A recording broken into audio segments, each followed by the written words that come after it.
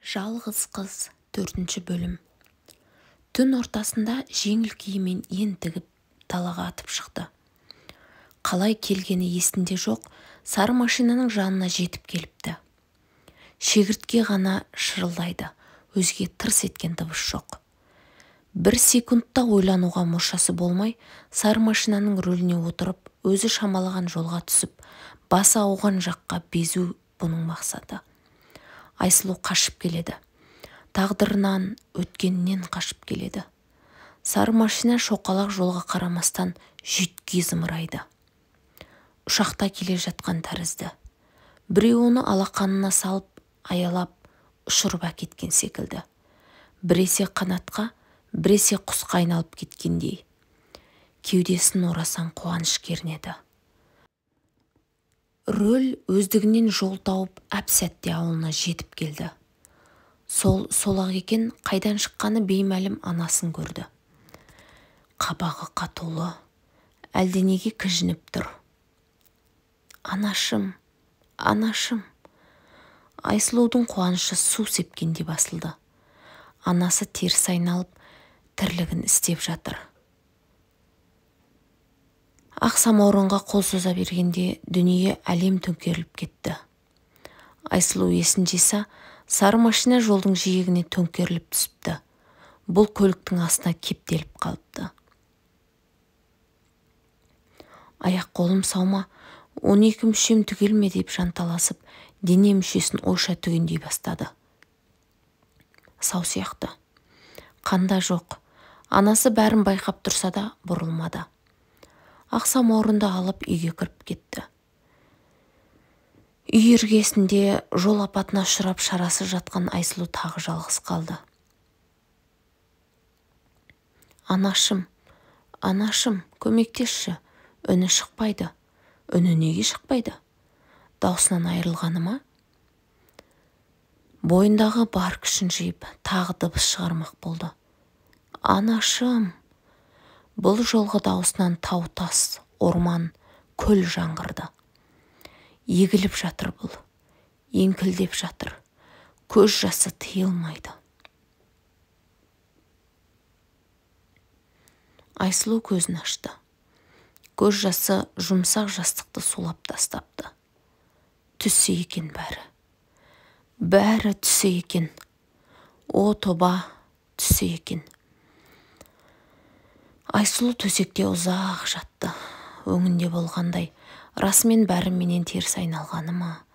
Бақытты болуға құқым жоқ па деген ойлар миын тесіп жанын жейді. Жаны шырып, бір қателігінің зардабын өмір бақи тартқысы келмейді. Өзін бұл өмірге лайықсыз санайды. Кенет апыл-ғұпыл киініп, атып тұрып далаға шықты. Сары машинада ұйықтап тұрған сияқты. Басын төмен салып, мүлгіп тұрғандай. Бала кезінде әкесі көлік айдауды үйреткені бар. Айсұлу күйеуінің шалбарының қалтасынан байқатпай алған көлік кілтін қыса ұстады. Қолы дір-дір етіп, өзіне бағынар емес. Қолы дейді-ау, бүкіл денесі дір-дір етіп, қалт қимылдап жарылып кетердей. Айсұлу сары машинаның жанына келді. Қолын көлік есігінің тұтқасына апарды. Көрген түсі есіне түсті. Бұлай қорланғанша, тәуекелге барғаным дұрыс деген ой сыпсың етіп маза берер емес. Айсұлудың қолына машина есігіне әлі тұр. Ары қарай қозғаса, бүкіл өмір түбегейлі өзгеретіндей. Айсұлу ұзақ ойланды. Бұл уақыт бір ғасырға татыды. Шешім қабылдау мұнша қиын болар ма? Айсұлудың қолы сылқ етіп төмен түсті. Көрші үйде өзімен жасты қыздың болғаны Айсұлудың соры емес, бағы екен. Айсұлу терең ойдың шырмауынан бір шешіммен шықты. Оқу. Бұл бақытты өмірдің жібін оқуға жалғады. Білім ғана бұны құтқармақ. Беліне дейін батқан балшықтан білім ғана суырып алып шықпақ. Жандос үйде жоқта көршінің қызына оқуға барып, сол баяғы шынайы бала оқушы кейпіне түседі. Өзінің келін екенін ұмытып, Көрші қызбен математика есептерін талқылайды. Тарихтың оқиғалары үшін пікір таласқа түседі. Сары машина ауылға қарай зымырағанда, бұл үйіне қарай зымырап, жұмбақ, үнсіз үй шаруасына мығым келін бейнесіне көшеді. Осылай жүргенде уақытта зымырап, жаз артынан күз, күз артынан қыс, қыс артынан көктем қуалады. Айсұлудың 9 сыныптық аттестатымен колледжге тапсырмақ болып, тест тапсыратын күні де таяп қалды. Айсұлу бар ынтасымен оқуға беріп, оқуды жан жүрегімен қалады. Сондықтан да болар, ортада бала да жоқ. Айсұлудың өзі әлі бала сияқты әлде бір таңғажайыптың болатынын сезеді. Тағатсыздана күтеді. Көршінің қызы ұбт тапсырды. Ойындағы ұпайды алып қуанып келді. Айсұлу да шын көңілден қуанды. Екеуі құшақтасып қуаныштан секірді. Тағдырынан хабар жоқ сырт көз, сыныптас қыздар ойнап жатқан болар деп ойлар еді. Тек Айсұлудың үстіндегі әйелдер халаты барлық көрініске жараспайды. Көзге түрпідей тиеді. Селкеусіз қуанышқа сызат түсіреді. Көптен күткен күн келіп, Айсұлу жоспары бойынша көрші қызбен бірге қалаға аттанды.